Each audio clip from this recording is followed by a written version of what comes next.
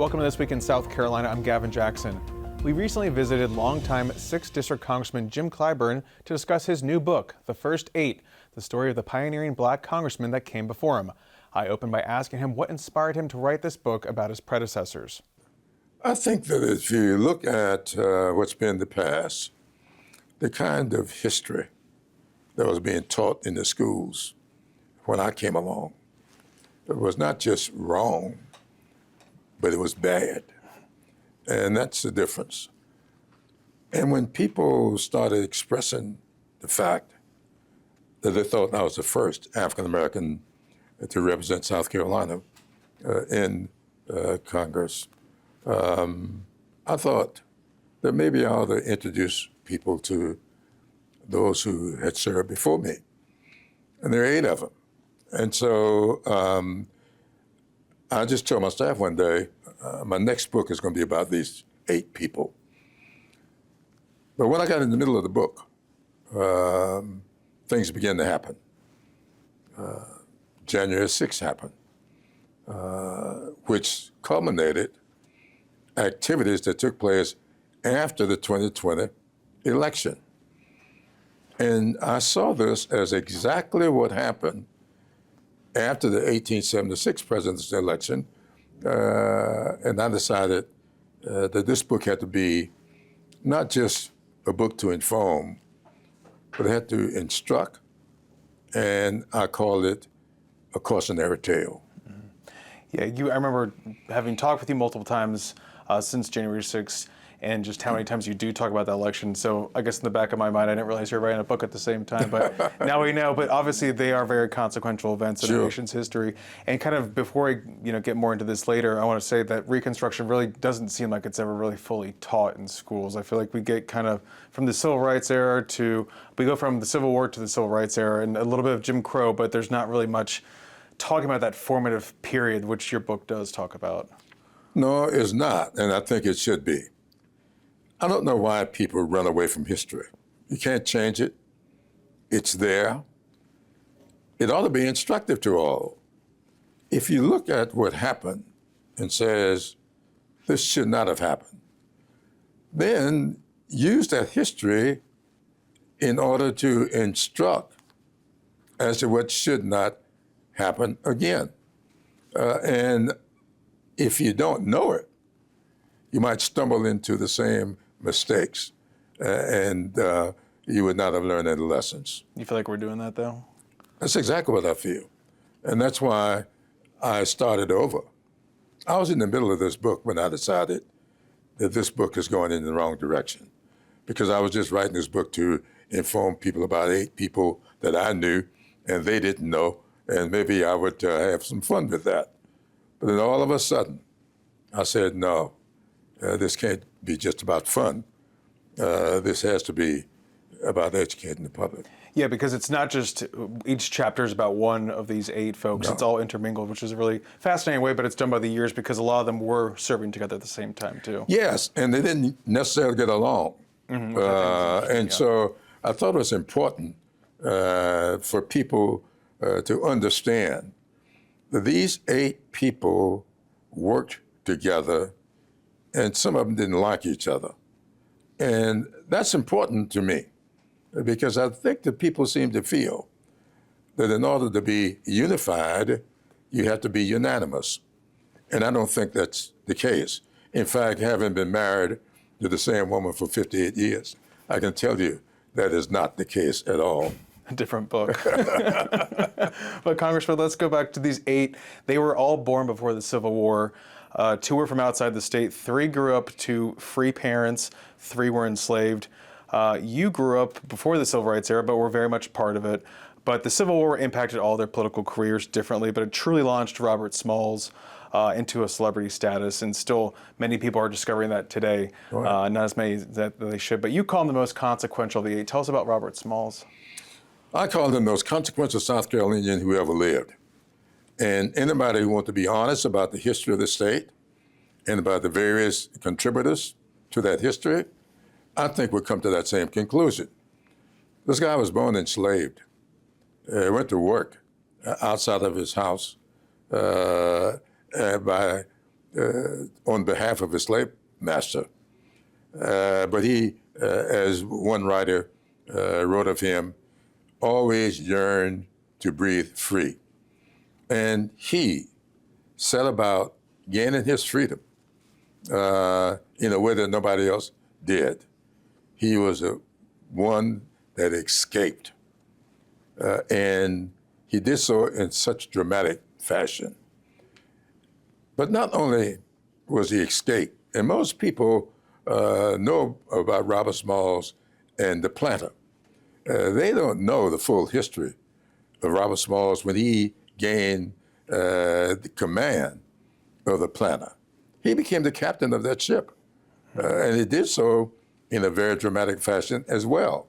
6 months after this man had emancipated himself, he was sitting down with the President of the United States in our nation's capital. He was the one, not Frederick Douglass, it was Robert Smalls that got Abraham Lincoln to allow blacks to serve with the Union Army in the Civil War. And that made the difference. That made all of the difference. And Abraham Lincoln said that himself at the end of the war. He said, but for the freedmen, we would not have won this war. And so that is the most consequential thing to have happened to this union, winning the Civil War.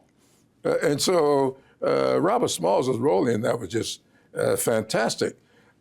Never formally educated, but he is the one who introduced the resolution that established free public schools for blacks in South Carolina. Mm-hmm. That was the first time in the history of the country that free public education was offered to people outside of the elite. Robert Smalls did that. Served in the state legislature for 10 years, served in the United States Congress for 10 years.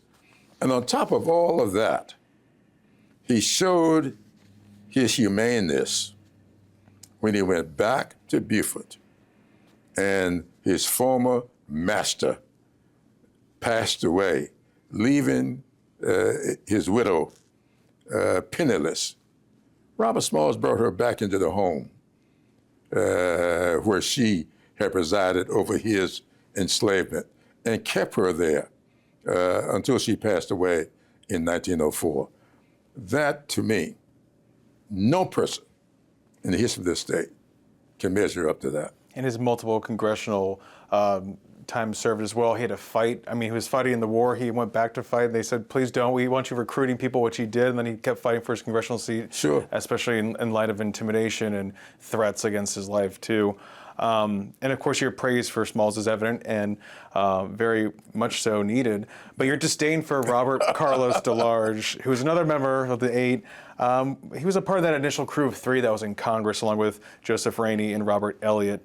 They were part of that 42nd Congress. But DeLarge, he was prosperous, enjoyed some status with white folk because of his skin color. You talk about colorism in your book, too, a lot, the differences between these members. Mm-hmm. And he tried to straddle that line of, you know, how to deal with color and how to deal with getting along with the whites and getting along with the blacks and trying to make that work. What was your take on DeLarge? Why did you find him kind of maybe so unsavory? It kind of comes through in the book a little bit, yeah, which I'm sure you did. Yeah, he was so dishonest about it. You know, the fact of the matter is, if you feel this way, this guy, because of the way he felt, he left Aiken and went to Charleston for one purpose only, because people who were called in those days mulattoes, people of mixed race, had an elevated status in Charleston, and he could get an education because of that. That is why he went to Charleston in the first place. And when the war broke out, remember now, he went to Charleston before the war. When the war broke out, he joined the Confederate Army. You got Robert Smalls being forced to serve, and you got people like Joseph Rainey, who was forced to serve. Mm-hmm. He refused and left the country, moved to Bermuda to keep from serving. But this guy served, and not only that, looked to benefit from it. And when he saw that the Union was winning, he tried to switch sides. And even after all of this, and he ran for office, it was very clear in that one term that he served that he was trying to take advantage of the skin color issue. And that's why it's going to make some people uncomfortable. But if you read that part of the book, I call it colorism because it still exists today. Mm-hmm. And it's a fascinating backstory, too, for a lot of people that maybe don't know the ins and outs of that and that unfortunate prejudice. But when you talk about Rainey, he became the first black person to serve in the U.S. House coming in December 1870, and that was due to a special election, but that put him in the history books before the others, and he served 4 terms as well. So what do you take with Joseph Rainey when you see him in the halls of Congress? I know there's an exhibit with him up there, seeing him in there. Well, when I got to Congress, there was no hint, at least I saw none, that Joseph Rainey had ever served there. And so I undertook an effort, along with others, to rectify that, and we did.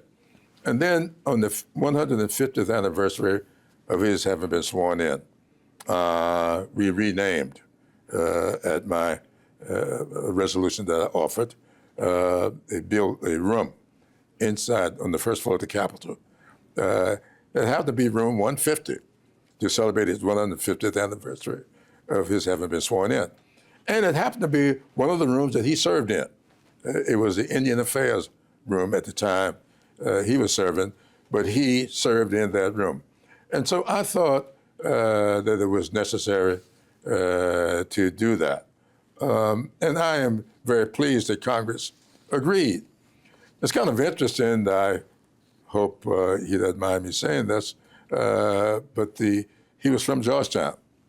And Congressman Rice was serving from Georgetown in what's now the 7th Congressional District. And he had been walking by Joseph Rainey's house in Georgetown all of his life, had no idea of who Rice was. And when he saw his portrait, he inquired about it. And to his credit, when we dedicated that portrait, he came and stood with us. That should not be. And that's why writing this book was so important. He is a guy serving the same people that Joseph Rainey had served, walking by his house every day, not ever knowing that was the first African-American to be sworn in to the United States House of Representatives. Mm-hmm. Now, I want to emphasize for people, there were 2 African-Americans you hear a lot about, Revels and Bruce. They were senators, and they were from Mississippi, and they were not elected, because back then senators were not elected. Mm-hmm. And then I know I want to go through all of them in detail, but one other very important one I want to talk about is Alonzo Ranzier, who was in Congress for a term and then also became the first of 2 black lieutenant governors we had in our state. Because back then, I mean, I think people don't really understand that. They always hear the term since Reconstruction, and they don't realize that, in 1872, the State House had 96 black representatives, and by 1890, there's only 7. I mean, there was such a change, and we can talk about how that disenfranchisement and how policies and tactics evolved in light of the 1872 election. But tell me about Ranzier and what his influence was like. Ranzier served a short term. He was also of mixed race. Ranzier, I compare in the book to John Lewis. He had a demeanor that made him pretty acceptable to people. He really was quiet, a little bit like, and I thought about this after I finished the book. I read one time that Carl Sandburg, who wrote a biography of Abraham Lincoln, and he said of Lincoln that he was as soft as the drifting fog, yet as hard as steel. That was John Lewis, and that was Alonzo Ranchia. Ranchia, to me, was one of those real, he demonstrates his life, how cruel the world became for these blacks. He had been lieutenant governor. He had been a member of Congress.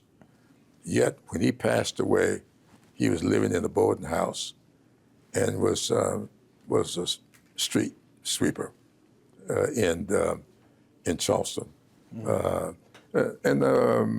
I think it was, it may have been W.B. Du Bois, I believe, who wrote a book about Ranchia. I think Booker T. Washington mentioned him in one of his books, having run into him in Charleston and seeing him. He was working handing bricks to bricklayers. That's how cruel it became. You mentioned Robert Brown Elliott was also an interesting person who was not a South Carolinian. He came to South Carolina from Massachusetts and became the first black Speaker of the House. We had two black speakers of the South Carolina Legislature, General Assembly, or South Carolina House of Representatives. He became one of them, but when he died, he was living in New Orleans and died penniless. The world was very cruel to these people. Though Robert Brown Elliott was brilliant, one of the best lawyers in the state, in fact, recognized as the best yet because of his skin color. He died penniless. Yeah, your book does a really great job about explaining some of these massive speeches, the important, lofty speeches that they gave in the House, dealing with, equality essentially, and how they can be treated the same as our law is supposed to be. Yeah. But of course, they were fighting to continue to refine our laws and search for that more perfect union. But let's get to George Murray, who was the last one before you, and he had a term that ended in 1897, and it was 95 years until you were elected. So walk me through George Murray's last term and then the 95-year gap, which you can expound upon. Well, I'm the ninth. The first 8 served honorably, yet there are 95 years between number 8 and number 9. And this book is about what led to that 95-year gap and why it is a cautionary tale. George Washington Murray is interesting to me because we both come from the same hometown. All the others were from basically the Low Country.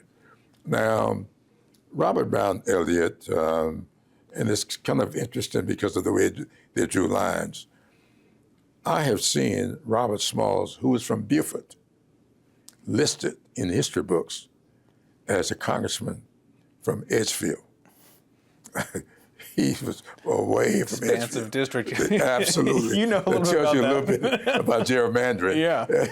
That's where it all started. I mean, that's when you really started seeing them carving it up. That's exactly right. What was the 7th Congressional District?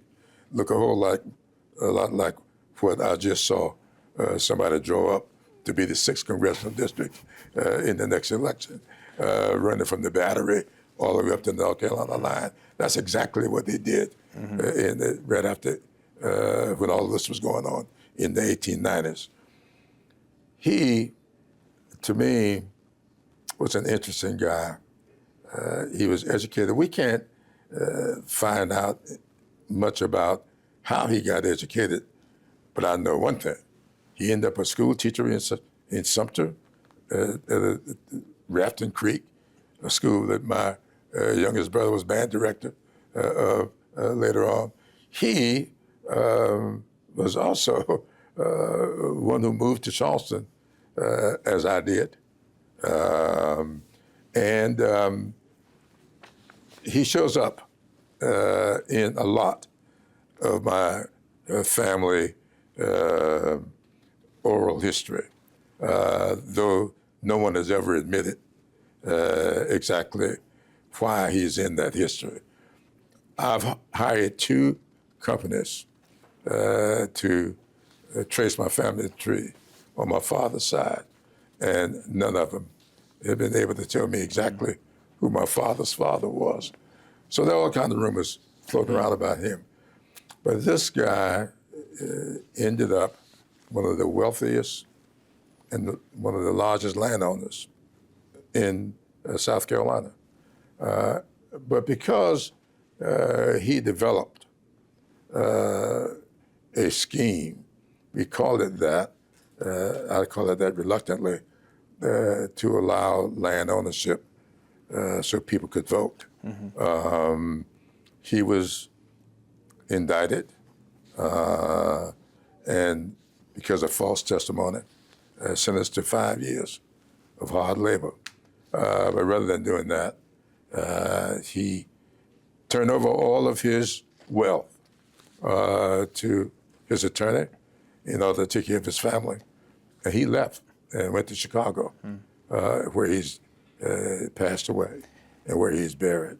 And then there was that gap, the 95 years that we're talking about. And then you being the 9th, you also weave in your journey to Congress as you represented the 6th Congressional District consecutively since 1992. But you mentioned being sworn in as one of 17 blacks. 8 were the first since Reconstruction. Tell me about what you remember from when you got sworn in 1993. It's kind of interesting because of the history and because of many of my close friends knowing how I felt about this. I mean, the guy that ran my campaign, Bill DeLoach, had worked for Dick Riley. We were fraternity brothers. And he knew how emotional I was about some of this. So we decided, rather than wait to be sworn into Congress, we would have a mock swearing in. And we had it at the State House. And it's very interesting. All but one of the delegation showed up for that ceremony. And I remember the conversation I had with Strom Thurmond that day. He didn't dwell on my being the first since post-Reconstruction. He dwelled on my relationship with his sister, Gertrude. Gertrude and I worked in state government together in the same office. And she had shared with him some of her relationship with me. And that led to a relationship with Strom Thurmond that taught me a lot about South Carolina government and South Carolina's culture, because his thing was, because of my relationship with his sister, that meant I had a relationship with him. And I never had but one cross word with him. And it was not a cross word, it was a cross purpose when I was trying to name the Matthew J. Perry United States Courthouse. Strom wanted his name on that courthouse. And it's kind of interesting to me because his name was already on the federal building. But I won that battle and got the post office name for Matthew Perry. But it taught me the value of relationships.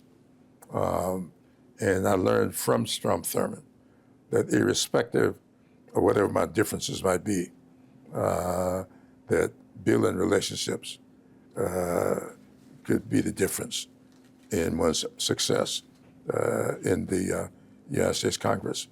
I owe that to Strom. I learned legislating from Fritz Hollins. He and Strom were the two senators. I learned how to, Fritz really took time to teach me how to do it. It's different Trump now. showed me. Much It's different. totally different now. It bothers me sometimes when I see people,